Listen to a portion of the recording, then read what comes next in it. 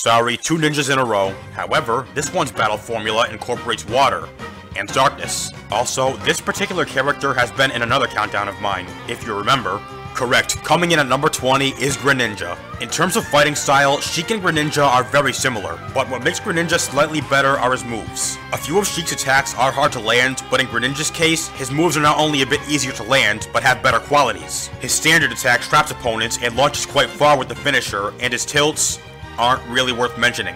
But his smash attacks sure are. The up one hits twice and is quite powerful, the side one is quick and launches quite far, and the down one is strong and pretty good for spacing. Onto his specials, Water Shuriken is good for spacing if the button is pressed, and KOing if the button is held. Shadow Sneak is, as the name would imply, good at sneaking up on opponents and is pretty strong. Hydro Pump helps Greninja recover swiftly and mess with recovering opponents. And Substitute is a pretty good counter. It is strong, but it's pretty slow and therefore a bit easy to avoid. As for his grab, his throws, while they look very cool, aren't really worth mentioning. But what is worth mentioning is Greninja's recovery, which is great. Not only does he have high jumps, but his Hydro Pump and Shadow Sneak can both be great for getting him back on the stage. Final Smash, Greninja's finally Secret Ninja attack. No, wait.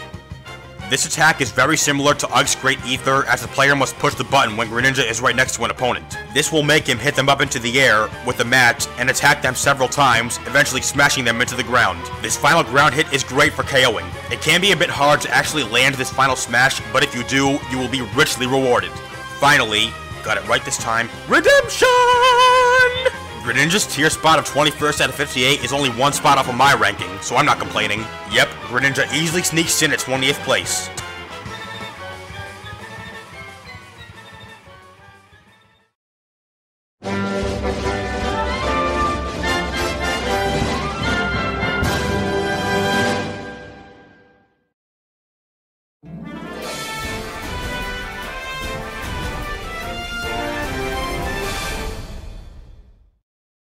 You killed my mother.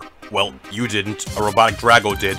Screw it. Number 19 is Lucas. Lucas has a wide variety of attacks. His standard isn't worth mentioning, really, but if we look at his tilts, the side and up ones are pretty quick and therefore good at sneaking up. But even faster is his down tilt, which is excellent for damage racking. Lucas also has some good aerials. The standard one is good for trapping. The up one is pretty strong and swift. The back one, while hard to pull off, can meteor, and the down one hits multiple times and also meteors. And the forward one isn't really worth mentioning. Onto his smashes, the side one is quite strong and can deflect projectiles, the up one is slow but extremely powerful, and the down one is a bit quicker but also a bit less strong.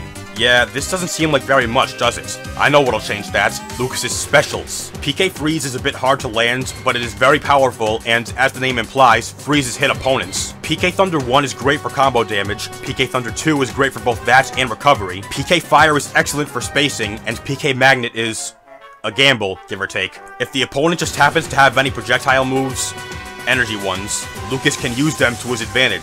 PK Magnet absorbs said projectiles so Lucas can heal himself. Also, when it vanishes, it does damage to any opponents close by. As for grabs, his pummel is really fast, and the only throw really worth mentioning is the down one, which can bury opponents. As recovery, Lucas and Nessa is notorious for the learning curve that his recovery harbors. PK Thunder 2, which the player must pull off by hitting him or herself with PK Thunder 1, is Lucas's only means of recovery, so yeah. But enough about recovery, let's move on to Lucas's final smash. PK Starstorm launches several meteors that bombard opponents in the way, and Lucas can control which direction the meteors are shot toward, and push opponents past the blast line, almost guaranteeing him at least one KO. Yeah, this final smash is an awesome one. Finally, Lucas's tier placement is 33rd out of 58. Since he's 19th on my list, I'm sure you can guess how I feel about this. But no matter what the majority says, I say that Lucas is an awesome Smash Bros. Fighter and is my 19th best. Again.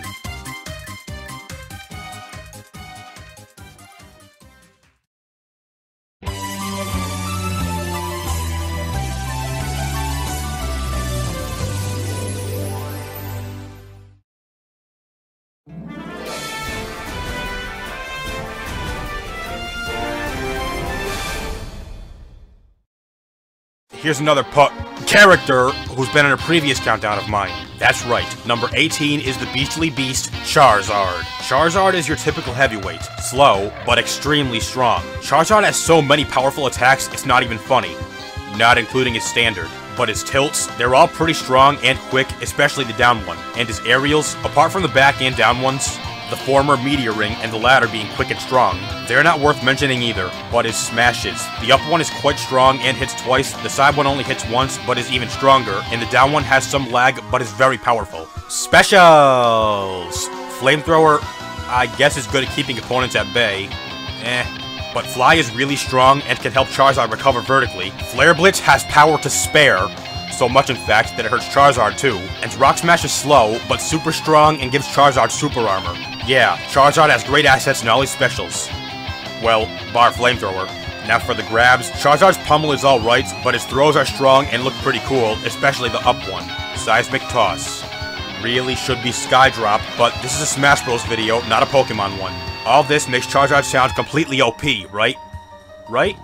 Wrong! Charizard does have one glaring, highly exploitable weak point. His recovery. He does have multiple jumps, but both they and Fly don't go that high, and Flare Blitz would be good for horizontal recovery, if it wasn't for that damn recoil! Forget that. Let's look at his final smash. Mega Charizard X is just like Yoshi's Super Dragon. Charizard will Mega Evolve, or for you Pokemon newbies, Power Up, and be invincible and able to launch Fire Blasts and Dragon Rushes.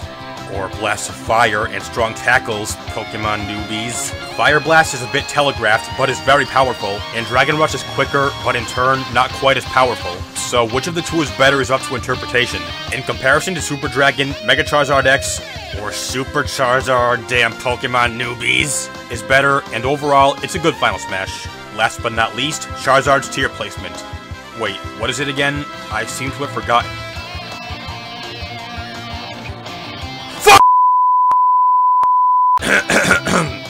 Sorry, just lost my cool there. Yeah, 51st out of 58 is pretty damn bad, but I have no care for what the majority says. I say Charizard is the 18th best Smash 4 fighter.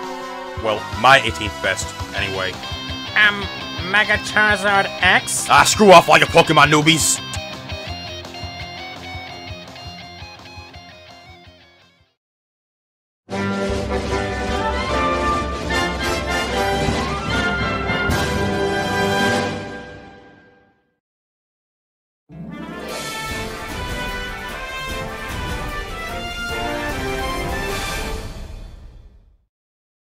Finally, a third-party fighter. All I'm gonna say is, he's blue. Yeah, it's Sonic, alright. Before you come at me for using the same intro as Pikachu's, put yourself in my shoes. You try coming up with 30 clever intros for countdown videos. But let's not get carried away. With Sonic, you've got one huge asset on your side. Speed. Sonic has the fastest running speed in the game, on top of several swift attacks, making him great at the hit-and-run battle style. But Sonic is in no way a one-trick pony. He has other attributes that make him a formidable fighter. His standard and tilts, apart from the speed, aren't really worth mentioning. Well, I suppose they could be good for surprising opponents, but his aerials sure as hell are. The standard one is great for taking opponents by surprise. The up one is strong and hits twice. The forward one is okay. The down one can meteor and help Sonic get to the ground fast. And the back one has some startup lag, but is really strong and great for KOing. Onto the smashes, the side one is fast and strong at the same time. The up one is fairly strong and traps, and the down one is pretty strong and... actually, that's it. As for his specials, homing attack is alright, I guess, but it's a bit telegraphed and quite lacking in power compared to some of his other attacks. Spin Dash is similar to Yoshi's Egg Roll, as Sonic will spin around and attack anyone he touches. Spring Jump goes really high, giving Sonic good vertical recovery, along with a pseudo projectile if used in midair. And finally, Spin Charge is pretty much the same thing as Spin Dash, except it hits multiple times. As for grabs and recovery, Sonic's pummel is fast, naturally, and his throws look really cool and are pretty powerful. And I already said Sonic has good vertical recovery, but his horizontal recovery leaves some to be desired. Now for Sonic's final smash, Super Sonic. It's similar to Yoshi's Super Dragon and Mega Charizard X, except that he can't shoot any projectiles. However, to compensate for this, Sonic moves around a lot faster and just touching an opponent causes a lot of damage. Also, in this state, Sonic is invincible, therefore he can take no damage. This final smash is a bit hard to control, but it's still a great one given how strong it is. Finally, Sonic's tier placement, 6th out of 58, is really great. In even the smallest amount of time, your boy Mikado Glysko 472 can rhyme. And just goes to show that Sonic is a great Smash Bros. Fighter. All this is why he's easily 17th place.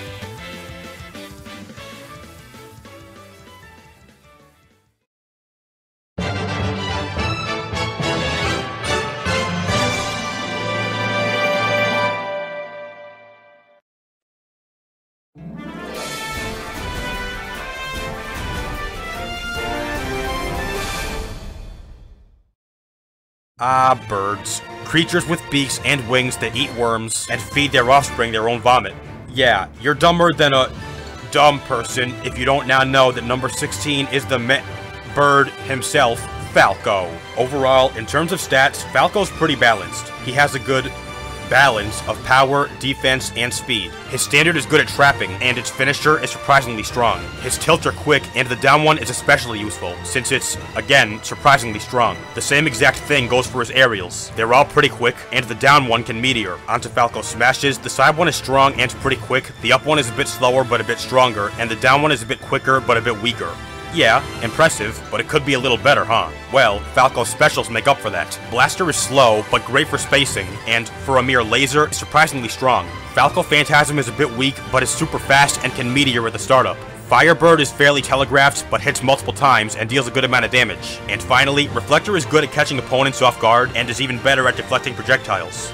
Or should I say, reflecting projectiles. As for his grab, his throws aren't necessarily powerful, but they are good combo starters. Now for recovery, Falco has the highest jump in the game, for one, and two, Falco Phantasm, his side special, is great for horizontal recovery. And as if his crazy high jump wasn't enough, his up special, Firebird, aids his recovery even more, since it can go in any direction, even downward. But the perks don't stop there. Falco also has a beastly final smash in Landmaster. With this, Falco summons a huge space tank which can shoot blasts at opponents, which, while not too easy to land, cause a lot of damage and knockback. The tank itself is also really strong, as just touching it will knock opponents back and cause considerable damage.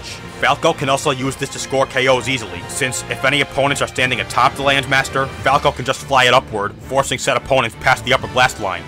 Although some consider this cheating.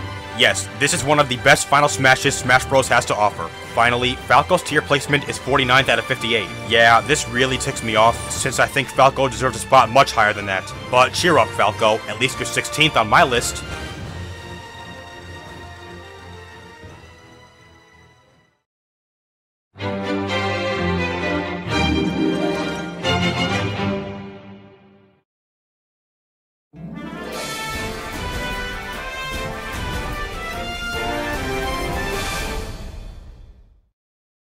Be honest with me, you saw this one coming. Don't lie to me, you knew for a fact he'd be on this list. That's right, you most certainly knew without a doubt that number 15 is Jigglypuff! What? No, not that pink puff, the other one, Kirby! Kirby is a Smash Bros. Original. He's been around since the very beginning, and has been a common fighter choice among many. When it comes to attacks, Kirby's got a plethora of perks, starting with his standard. It's really fast, and its finisher is decently strong. His tilts and aerials aren't the worst, but aren't the best either. Except for his down aerial, which can meteor. He does, however, have good smashes. The side and up ones are quick and pretty strong, and the down one isn't quite as strong, but has a bit more range. But Kirby's best assets rest in his specials. Inhale can suck opponents in, and lets Kirby copy the victim's standard special and use it for himself. Hammer can be a pain in Kirby's non-existent neck to land, but if he does, he'll be richly rewarded, since it's extremely powerful. Just don't charge it for too long, since doing so causes Kirby damage. Final Cutter is fairly strong and gives Kirby a pseudo-projectile and aids his recovery. Last, but far from least, Stone.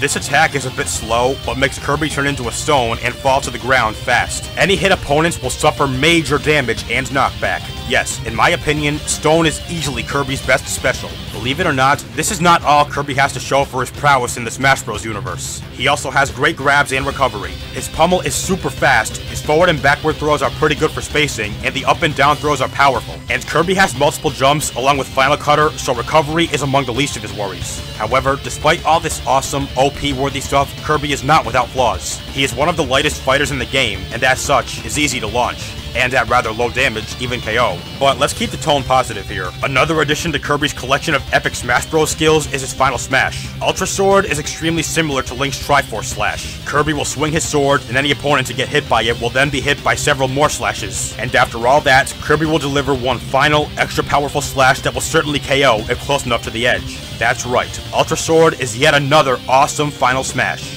Finally, Kirby's tier placement. 41st out of 58. Don't worry, I've learned my lesson from that whole Charizard fiasco, and will no longer rage over tier placements that piss me off. Kirby, despite your low tier placement, you easily make 15th place on my list.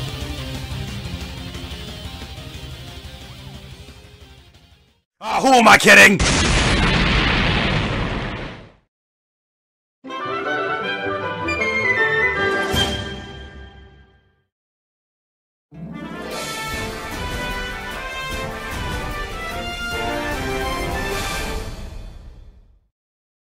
Have you ever been to a second dimension? If not, look no further than number 14, Mr. Game & Watch.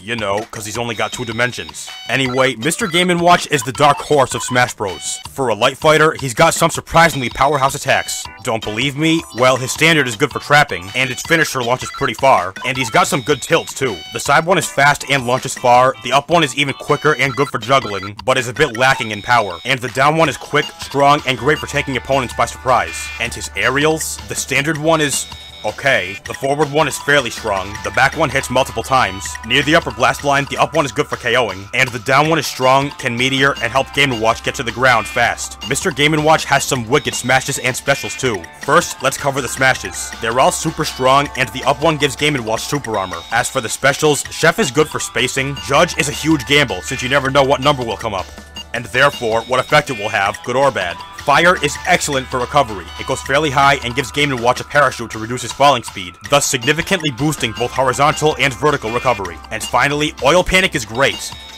if the opponent has any projectiles. Once Game & Watch's bucket is filled with said projectiles, he can unleash an extremely powerful attack that rivals even Roy's fully charged Flare Blade. See, Mr. Game & Watch does have a lot of powerful attacks. But let's move on to grabs and recovery. His pummel's pretty darn slow, and his throws are good for spacing, somewhat, except for the down one, which is better at combo starting. And I already said that with fire. His up special, nice try you pyro heads out there. His recovery is excellent, so yeah. Now let's go to Mr. Game & Watch's final smash, Octopus. This final smash turns Game & Watch into a huge octopus, hence the name, and he will then be able to move around and hit opponents with his huge tentacles. This does 2 great things. 1, a lot of damage, and 2, it lasts quite a while, so it's easy to score KOs. There is one drawback, however, his movement is pretty slow. But hey, there's gotta be something to keep it from being completely OP.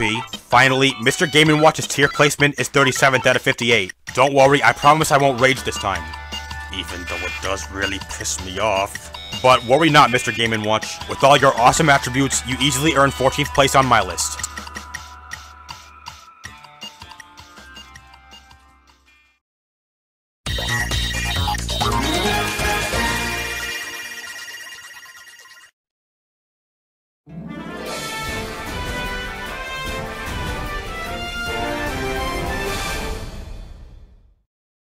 Mewtwo! Sorry, I just had to say it. Number 13 is the one, the only, Mewtwo. Mewtwo is a great fighter for many reasons. The main one being that it has several potent moves. Starting with its standard, both it and its finisher are strong and quick. As for its tilts, they're not that strong, but they have excellent range. And the down one is quick. Now for aerials, the standard one is great for trapping and hits several times. The forward one is strong and swift, and therefore good for KOing. The up and back ones have subpar strength, but great range. And the down one is quick and can meteor. Mewtwo's got some legendary smashes and specials too. You know, because it's a legendary Pokemon. The smashes are all strong and the up one traps. As for the specials, Shadow Ball takes some time to charge but is extremely powerful should it land. It does a lot of damage and knockback.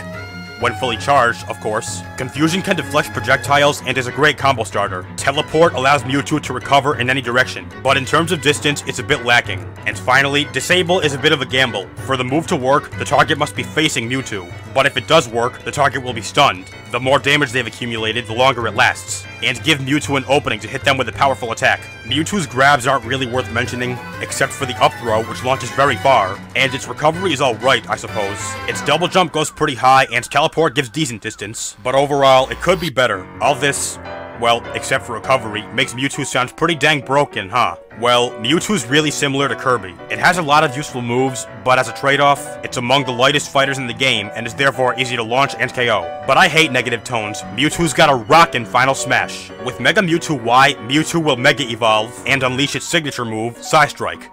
Any sign of Pokemon newbies? No? Good. Any opponent that gets caught in it will be shocked, hence the name, and this does extreme damage and launches extremely far. If close enough to any blast line, this attack will certainly score Mewtwo KOs. Another epic final smash. Lastly, we have Mewtwo's tier placement, which is 10th out of 58. This is very good, and proves that Mewtwo is an epic Smash Bros fighter. All this awesomeness easily makes Mewtwo 13th place, and my best Pokemon fighter.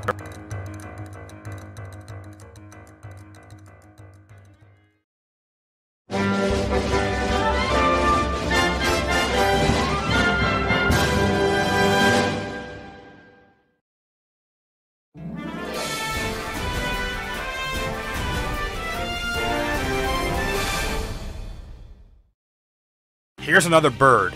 Actually, another bird of prey. Actually, another falcon. Wait, no, that's not right. He's human, but the word falcon's in his name. Yeah, number 12 is Captain Falcon. Here, we have a fast, hard hitter. That's right, Captain Falcon boasts high attack power and speed.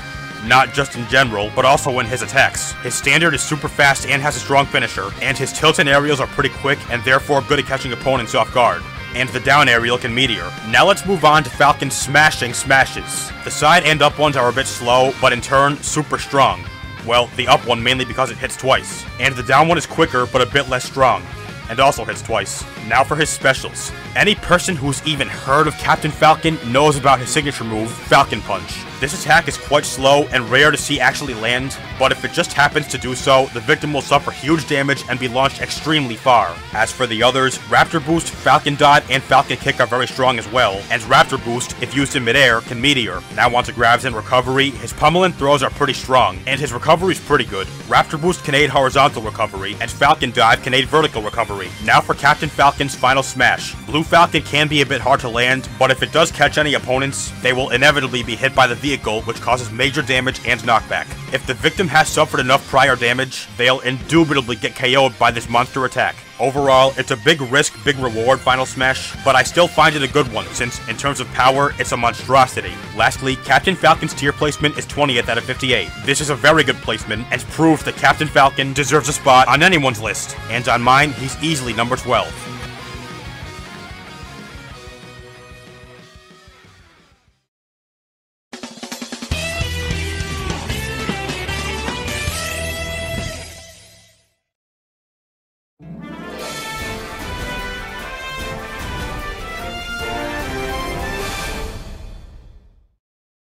Number 11's name is based off Nintendo's first ever system. Well, second, anyway. Color TV.